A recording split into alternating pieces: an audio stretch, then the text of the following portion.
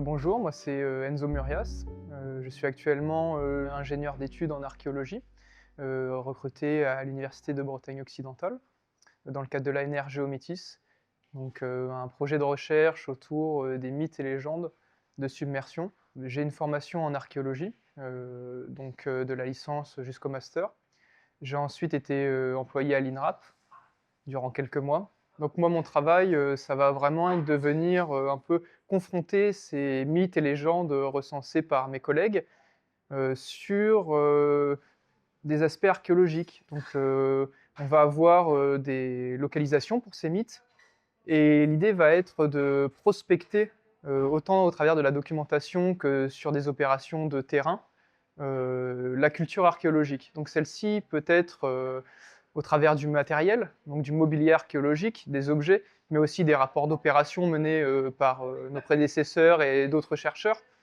L'idée étant vraiment de pouvoir peindre le paysage archéologique d'un secteur et de le superposer, ou au contraire, venir le confronter en disant que dans ce secteur, les faits archéologiques, les entités archéologiques, le mobilier archéologique ne correspond pas vraiment, voire pas du tout, à un mythe. En archéologie, la donnée peut venir d'énormément de choses.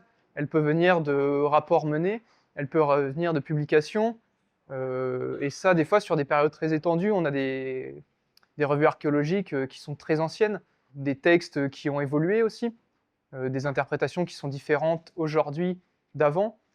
Et l'idée va être de reprendre tout ça, de le comprendre, de le mettre en perspective, de le replacer, avant de prévoir des interventions sur le terrain. Et elles se déclineront tout d'abord sous la forme de prospection, donc d'observation, de constatation, d'étude du paysage. Et dans un dernier temps, on aura sûrement des phases de sondage qui là par contre permettront, on l'espère, de venir étudier, creuser. C'est un peu le fondement, l'image de l'archéologue, de venir creuser ces choses, ces endroits, pour étudier et comprendre comment ils sont faits, comment ils sont construits, à quoi ils ont servi, à quelle période, qui les a occupés, quand, quoi, pourquoi et comment.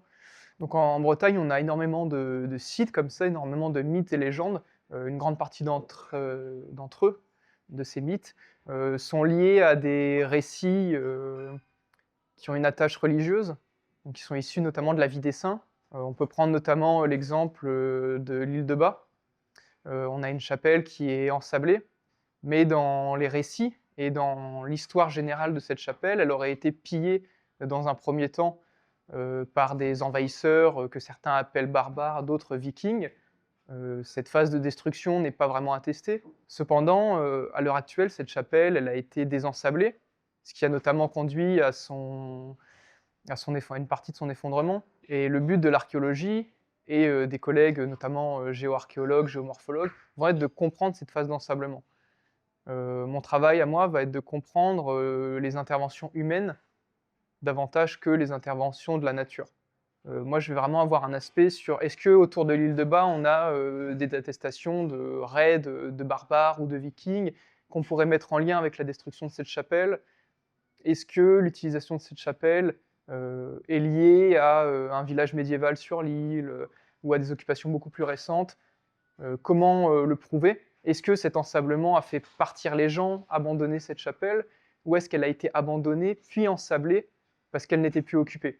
La submersion apparaît aussi énormément en Bretagne. On a des phénomènes qu'on voit encore aujourd'hui avec des tempêtes très fortes, des morceaux entiers de côtes qui partent à la mer chaque année, où on retrouve des vestiges éparpillés sur la plage qui en fait sont rejetés par la mer plus tard, mais le site en lui-même a disparu.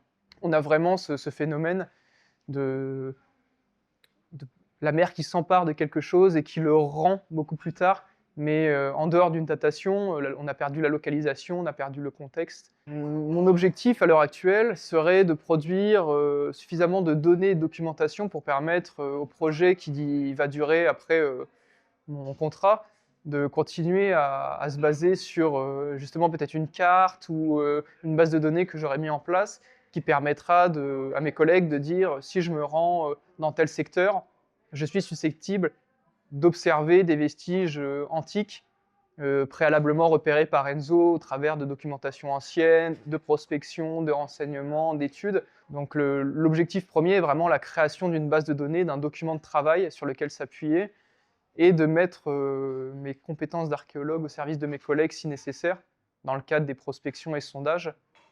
Effectivement, c'est l'intérêt de cet outil ou de son aboutissement, donc une carte, une base de données, ça sera, dans le cadre du projet Geométis, de pouvoir s'en servir autant comme support de médiation que comme support de renseignement pour des collègues et que les connaissances soient partagées. La documentation, les informations archéologiques, ce ne sont pas toujours accessibles. On peut effectivement les trouver en ligne, on peut trouver des informations. Après, il s'agit de les interpréter, de les comprendre, de les localiser. C'est un outil qui va être certainement très long à mettre en place parce qu'on a quand même une quantité de données très importante. Mais je pense qu'il sera nécessaire dans le projet, mais aussi dans le cadre de médiation et de communication au grand public, et même pour toucher un public de néophytes ou avertis, car l'archéologie, c'est quand même une grande aventure, et connaître son passé, c'est vraiment... tout le monde sera touché par une histoire reliée au passé et à ce qui l'entoure.